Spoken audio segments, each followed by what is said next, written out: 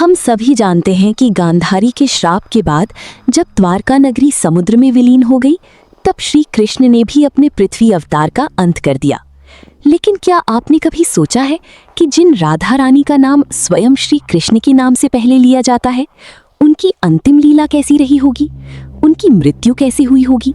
उनकी अंतिम इच्छा क्या थी? और उन्होंने श्री कृष्ण से ऐसा क्या मांग लिया था जिसकी चर्चा आज भी संत महात्मा करते हैं?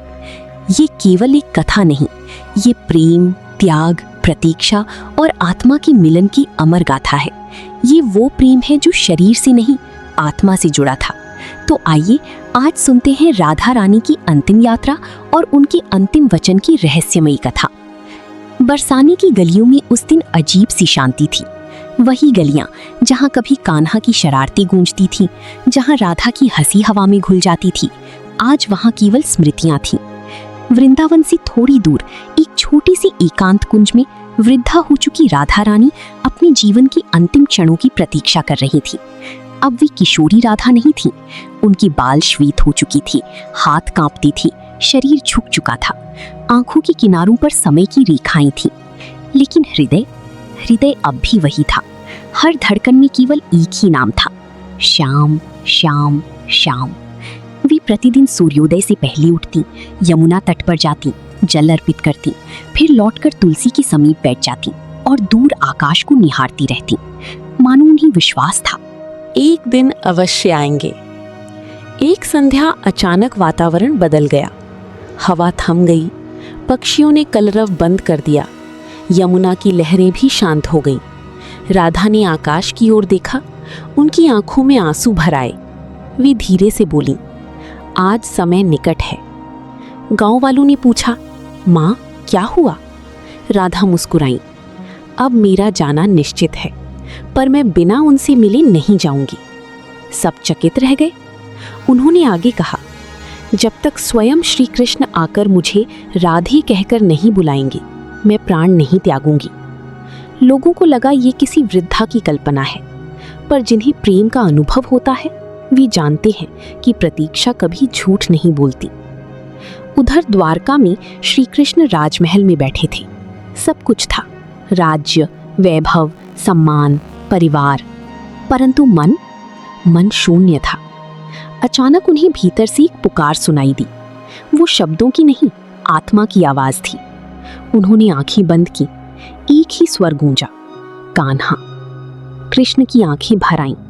उन्होंने सब कुछ छोड़ दिया और तुरंत वृंदावन की ओर चल पड़े।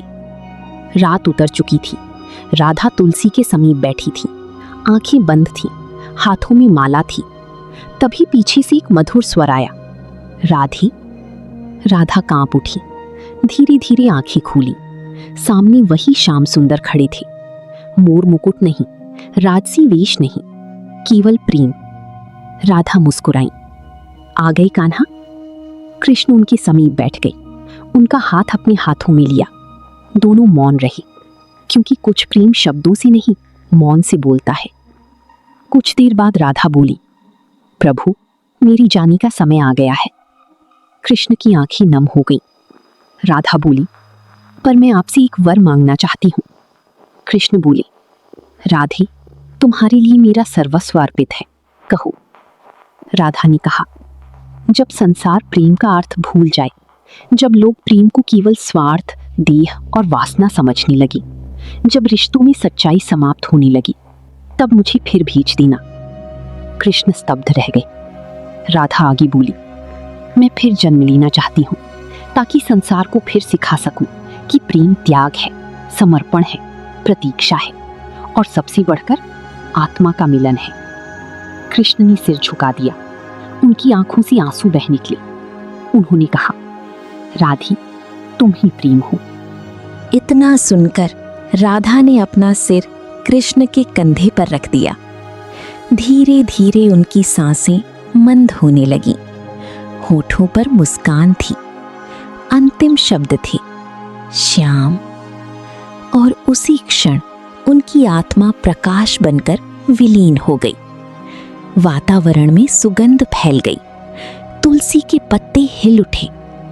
यमुना की लहरें गाने लगी। कहते हैं उस रात स्वयं देवताओं ने पुष्प वर्षा की थी। श्री कृष्ण ने पहली बार स्वयं को अकेला महसूस किया।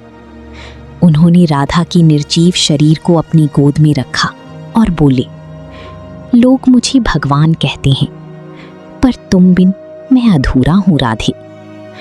उन्होंने स्वयं अपने हाथों से राधा का अंतिम संस्कार नहीं किया, क्योंकि प्रेम जलता नहीं, वो अमर होता है। उन्होंने राधा के शरीर को यमुना तट की पवित्र मिट्टी में समर्पित किया। जहां राधा लेटी थी, वहां अगले दिन एक दिव्य पौधा उगा। लोग उसे राधा वृक्ष कहने लगे। कहते हैं, जब कलयुग में प्रेम का अर्थ बदलने लगा, जब लोग रिश्तों को सौदा समझने लगे, जब सच्चाई दुर्लभ हो गई, तब बरसाने के पास एक कन्या जन्मी। उसका नाम रखा गया ललिता। वो जन्म से ही बांसुरी बजा लेती थी, यमुना किनारे बैठते ही आंसू बहाती थी और हर रात सपने में एक श्याम वर्ण पुरुष को देखती थी। गांव के संत बोले, राधा लौट आई हैं। दोस्तों, ये कथा केवल सुनने के लिए नहीं है, समझने के लिए है। राधा और कृष्ण का प्रेम विवाह से नहीं बंधा, फिर भी संसार का सबसे पवित्र प्रेम कहलाया। क्यों? क्योंकि उसमें अधिकार नहीं, समर्पण था। मिलन नहीं, प्रतीक्षा थी। स्वार्थ नहीं, त्याग था। आज यदि रिश्तों में दर्द है, तो कारण प्रेम की कमी नहीं, प्रेम की अर्थ की भूल है। कहते हैं, जहां कहीं सच्चा प्रेम होता है, जहां कोई बिना स्वार्थ किसी का इंतजार करता है, जहां कोई किसी के लिए मौन में रोता है, जहां कोई केवल आत्मा से जुड़ता है, वहां राधा अवश्य होती हैं। और जहां राधा है, वहां कृष्ण स्वयं चले आते हैं। अगर ये कथा आपके हृदय को छू गई हो, तो मन ही मन एक बार बोलिए, राधे राधे।